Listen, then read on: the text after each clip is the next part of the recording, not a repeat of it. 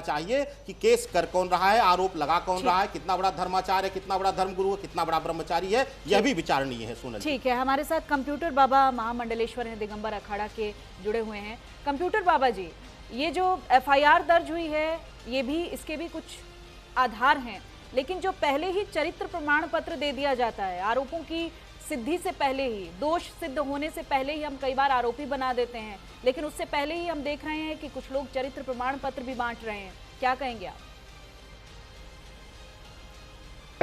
ये पूर्णतः गलत। जिस तरीके से पहले तो ये देखना चाहिए, अभी हम सुन रहे थे महाशय जी कोई बोल रहे थे, बहुत अच्छी बात बोल रहे थे, ब्रह्मचारी लिखना ही बड़ी गलत बात है। ब्रह्मचारी के शब्द क्या, और जिस ढंग से उन्हें दोष लगाए हैं, 26 केस तो उनके ही हैं, उन पे ही चल रहा है। 26 किसको बोलते हैं? 2-4 नहीं, 26। इसका मतलब है जिसने लगाया है वो जरूर गलत है, ये तो क्लियर है। दो बात, 100 करोड़ जनता, हमारे यहाँ 100 करोड़ हिंदू परिवार है, हमारा सनातन है, उसके जो है सर्वे सर्वा हमारे यहाँ आदिकाल से चला रहा शंकराचार्य, 4 शंकराचार्य होते हैं, वो एक शंकराचार्य पद है। बात अभिमुक्त संधि की नहीं है, ये गरिमा की बात है। एक शंकराचार्य का पद के लिए आप क्या कर रहे हैं, जांच करिए, इस बात की कोई बात नहीं है। और 2025 में मैं कह रहा था, 2025 में जो जंग इनका कारनामा हुआ है, कह रहे 25 में हुआ, तो पूरे साल क्या करते रहे, अभी भी क्या करते रहे जनवरी में। और अब जब उनको मारपीट हुई, हमारे यहाँ जो संत हैं, जो हमारे यहाँ बटुक है, उनके बाल पकड़ के खींचे गए, मारा गया, तो अपितु उन पे तो कार्रवाई नहीं हुई जिन पे कार्य होना चाहिए। हमारे सनातन को मारा गया, भगवा को मारा गया, उस पर कोई कार्रवाई नहीं, और ऊपर से एक लांछन लगा दिया कि शंकराचार्य जी से, और ऐसा दोष लगा दिया जिसमें हम सब क्षुब्ध हैं। अरे भाई, आप जांच करिएगा, यदि ऐसा लगता है, इस पहले भी कर सकते थे, बाद में भी हो सकता था। इसका मतलब है ये षड्यंत्र है, और जिस ढंग से किया जा रहा है इस शर्मनाक है। हम संत समाज विरोध करते हैं। जी ठीक है, हमारे साथ सीताराम दास जी महाराज भी जुड़े हुए हैं, हिंदू धर्मगुरु। सीताराम दास जी महाराज, आप क्या कहेंगे इस पूरे मामले पर? हमने पहले भी देखा है, धर्मस्थलों से जुड़े जो मामले रहे हैं उनमें इस तरह की बातें सामने आई हैं, बाद में आरोप भी सिद्ध हो गए। तो हमें लगता नहीं कि हमें इतिहास से सीखना चाहिए? अगर आरोप सिद्ध हो जाते हैं तो उसके बाद ही हम किसी को दोषी करार दें? निश्चित रूप से हम लोग न्यायपालिका पर विश्वास करने वाले लोग हैं।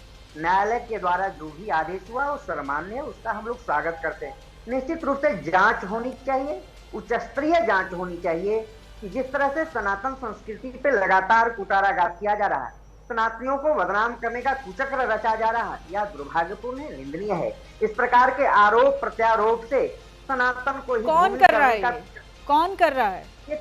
सीताराम दास जी कुछ ऐसे इसके पीछे कुछ षड्यंत्रकारी लोग हैं जो लगातार सनातन संस्कृति को बदनाम करने के लिए सनातनियों को आपस में इस प्रकार की द्वंद्व, इस प्रकार की ईर्ष्या, नफरत जैसा क्रिएट करने का जो विधि व्यवस्था बनाई गई है वो दुर्भाग्यपूर्ण है। लेकिन हम लोग न्यायालय पे विश्वास करते हैं, और मेरे पूज्य योगी आदित्यनाथ जी पर मुझे पूरा विश्वास है कि निष्पक्ष जांच होगा। अगर दोषी होंगे तो दंडात्मक कार्रवाई होनी चाहिए, अगर यह निर्दोष होंगे तो इनके ऊपर जो दोषारोपण करने वाले व्यक्ति हैं, इनके ऊपर भी दंडात्मक कार्रवाई होनी चाहिए। इस तरह से समाज में नफरत फैलाना, इस प्रकार को समाज का तोड़ने का कुचक्र रचना, ये दुर्भाग्यपूर्ण है। उच्च स्तरीय जांच होनी चाहिए, दूध का दूध, पानी का पानी, उनको भी चाहिए कि इस जांच में सहयोग करना चाहिए, निष्पक्ष जांच होना चाहिए, और मुझे आशा विश्वास है कि लेकिन सीताराम दास जी महाराज, समय पर सवाल खड़े हो रहे हैं। जिस तरह से अभी लेटेस्ट विवाद उनका सामने आया, उसके बाद उनके साथ ये सब हुआ, तो जो उनके पक्ष के लोग हैं वो ये कह रहे हैं कि हमारे साथ साजिश हो रही है, षड्यंत्र हो रहा है। देखिए, निश्चित रूप से जो समय का है, लेकिन कहीं न कहीं दबाव में, प्रभाव में व्यक्ति या अभाव में आकर के उस डिसीजन नहीं ले पाता है। लेकिन हम लोग कोर्ट पे विश्वास करने वाले हैं, न्यायालय पर मुझे पूरा विश्वास है। जिस तरह से न्यायालय ने आदेश दिया है, उच्च स्तरीय जांच होगा, जांच के दौरान दूध का दूध, पानी का पानी हो जाएगा। अगर दोषी है तो कार्रवाई होनी चाहिए, निसंदेह, बिना हटक, बिना जो है किसी लाग लपेट का। अगर वो निर्दोष है तो इनके ऊपर दोषारोपण करने वाले के ऊपर भी दंडात्मक कार्रवाई होनी चाहिए। ये बहुत अच्छी बात कही आपने, ये बहुत अच्छी बात कही सीताराम दास जी महाराज कि अगर आरोप गलत साबित होते हैं तो फिर उन लोगों पर भी कार्रवाई होनी चाहिए जो उन्हें झूठे केस में फंसा रहे हैं। ठीक है, हमारे साथ स्वामी शैलेशानंद गिरी जी भी जुड़े हुए हैं। शैलेशानंद गिरी जी, जैसे हम देख रहे हैं कि अगर आरोप झूठे हैं तो निष्पक्ष जांच की मांग तेज होनी चाहिए बजाय के राजनीतिक बयानबाजी के, और हम देख रहे हैं उल्टा लगातार पॉलिटिकल रिएक्शंस आ रहे हैं। कोई निष्पक्ष जांच की मांग कम उठ रही है बल्कि राजनीति ज्यादा हो रही है। जी बिल्कुल, देखिएगा भारत की लोकतांत्रिक इस प्रक्रिया के अंतर्गत कहीं ना कहीं ऐसा लग रहा है कि राज्य सत्ता और धर्म सत्ता को आपस में एक दूसरे के विपक्ष में खड़ा करने के लिए परिस्थितियों ने बाध्य कर दिया है, जो कि उचित नहीं है, क्योंकि दोनों के ऊपर जो शीर्षस्थ व्यक्ति है वो संत हैं। वो संत जो है संतुलन का पर्याय होते हैं। इस जगत का या उस जगत का, यानी मटेरियलिस्टिक वर्ल्ड का हो या स्पिरिचुअल वर्ल्ड का, बैलेंस की कमी आई है, उनके मर्यादा की कमी आई है। उस मर्यादाहीनता के चलते हुए या कहीं ना कहीं स्थिति आई है बेहद शर्मनाक है। मैं ये भी कहूंगा कि जब तक ये मामला न्यायालय के अंदर विचाराधीन है, जब तक इसे हम किसी भी प्रकार के, जिसे कह सकते हैं कि डिस्कशन ट्रायल के ऊपर न लें या मीडिया ट्रायल के ऊपर न लें, अदालत का पूर्ण भरोसा रखें, दूध का दूध और पानी का पानी हो जाएगा। आप एक चीज ध्यान रखिएगा, मित्तल सर यहाँ पर बैठे हुए, मैं विद्यालय से काफी नजदीकी मेरा वास्ता रहा और मैंने एक चीज देखी है, आरोप लगाने वाले तो लगा जाते हैं जी, किंतु वो जो घाव होता है, वो जो घाव होता है उसको भरने में वक्त लगता है। वो कभी, और यदि कल को जाकर अगर जयेंद्र सरस्वती की तरह या अन्य लोगों की तरह ये बरी हो जाते हैं तो ये समय कौन वापस ला करके देगा? ये समय नहीं आ सकता। अपन चलिए इस व्यक्तियों को भी भूल जाए, हम व्यक्ति को भी मान ले कि तो त्याग के लिए, तपस्या के लिए बने थे साधु, किंतु हमारे सनातन हिंदुत्व के ऊपर जो प्रहार हुआ है इसकी भरपाई कौन कर पाएगा, कैसे कर पाएगा? बेहद मेरे लिए प्रश्न चिन्ह है और ये वाकई में कहीं ना कहीं चिंतनीय मुझे लग रहा है। ठीक है, जस्टिस एएन मित्तल जी, अभी हमने सुना स्वामी अभिमुक्तेश्वरानंद को, उनका कहना है कि मुझे भरोसा नहीं है यूपी जिस तरीके से मामले को हैंडल करेगा, मुझे इस पर भरोसा नहीं है। जांच निष्पक्ष होनी चाहिए और जांच बाहर होनी चाहिए। इसके लिए कानूनी कसौटी क्या है वो मैं आपसे थोड़ा समझना चाहूंगी। Is it possible sir? हाँ, संभव है। अगर स्वामी जी उच्च न्यायालय का रुख करते हैं तो उच्च न्यायालय इसमें सीबीआई जांच की आदेश दे सकता है। उच्च न्यायालय इसमें SIT, special investigation task force, उसका गठन करने के लिए राज्य सरकार को निर्देश दे सकता है। और मैं बिल्कुल इस बात से सहमत हूँ कि ऐसे मामलों की जांच पूरी तरह स्वतंत्र रूप से होनी चाहिए। और मैं स्वामी शैलेशानंद जी की बात से भी पूरी तरह सहमत हूँ कि अगर मान लीजिए बाद में वो आरोप झूठे पाए जाते हैं तो उसकी भरपाई कौन करेगा? तो देखिए, कानून वैसे तो सबके लिए बराबर है और कानून की दृष्टि में हर व्यक्ति, चाहे वो महामंडलेश्वर हो, चाहे वो एक सामान्य नागरिक हो, दोनों ही बराबर हैं। परंतु इसमें राजनीति नहीं होनी चाहिए। इसमें निष्पक्ष जांच होनी चाहिए। न्यायालय को भी ये देखना चाहिए कि इसमें जांच निष्पक्ष रूप से हो रही है या नहीं हो रही है, और इसमें अनावश्यक रूप से गिरफ्तारी भी नहीं की जानी चाहिए। हालांकि नियम ये है कि जिनमें 7 साल से अधिक की सज़ा का प्राविधान है उसमें पुलिस को गिरफ्तार करने का अधिकार प्राप्त है, परंतु जरूरी नहीं है कि पुलिस वो अपने अधिकार का प्रयोग करे। तो किसी भी व्यक्ति की गरिमा को ठेस न पहुंचे, इस बात का जांच एजेंसी को पूरा ध्यान रखना चाहिए। और मैं ब्रह्मचारी जी की इस बात से सहमत नहीं हूं कि न्यायालय उनको दोषी पा लिया है इसीलिए एफआईआर का आदेश दिया है। न्यायालय अभी दोषी या निर्दोष के निष्कर्ष पर नहीं पहुंचा है। न्यायालय तो दोषी और न दोषी के निष्कर्ष पर पूरा साक्ष्य आने के बाद पहुंचेगा। यहाँ तक कि पुलिस की विवेचना से भी न्यायालय बाध्य नहीं है। पुलिस द्वारा अगर कोई आरोप पत्र प्रस्तुत कर दिया जाता है तब भी न्यायालय उससे बाध्य नहीं है जी। तो न्यायालय अपने विवेक से कार्य करेगा, न्यायालय कानून के अनुसार कार्य करेगा और न्यायालय दोनों पक्षों को न्याय दिलाने के उद्देश्य से कार्य करेगा। सर एक सवाल और है मेरा इसी बीच, क्योंकि बहुत सारे लोगों का ये भी कहना है कि जो ये केस है ये पूरी तरीके से निष्पक्ष जांच इसकी होनी चाहिए, लेकिन साथ ही साथ साजिश की गई है। लेकिन कानूनी भाषा में आपसे समझना चाहती हूँ सर कि पॉक्सो एक्ट के तहत मामला दर्ज किया गया है, गंभीर मामला है, इसमें क्या कोई एफआईआर न लेने का भी विकल्प होता है? आप ही समझाइए। नहीं, देखिए, एफआईआर तो करना जरूरी होता है और कानून की प्रक्रिया का पालन करने के अन्य साधन ये होते हैं कि अगर मान लीजिए एफआईआर दर्ज नहीं होती है तो प्राइवेट कंप्लेंट, जिसे इस्तगासा कहते हैं, वो दाखिल किया जा सकता है। तो एफआईआर सबसे सुरक्षित व्यवस्था मानी जाती है और इसमें पुलिस के जो दक्ष अधिकारी हैं वो इसकी विवेचना करते हैं, वो मौके पर जाते हैं, मौके की जांच पड़ताल करते हैं और जो भी पीड़ित व्यक्ति है उसके बयान लेते हैं।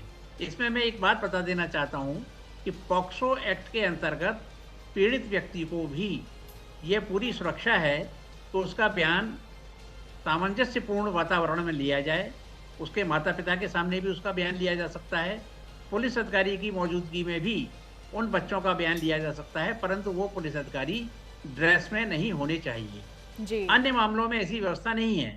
अन्य मामलों में व्यवस्था है कि जो भी बयान लिया जाएगा पुलिस के द्वारा वो एकांत में उसका लिया जाएगा, उसका कोई सहयोगी नहीं होगा।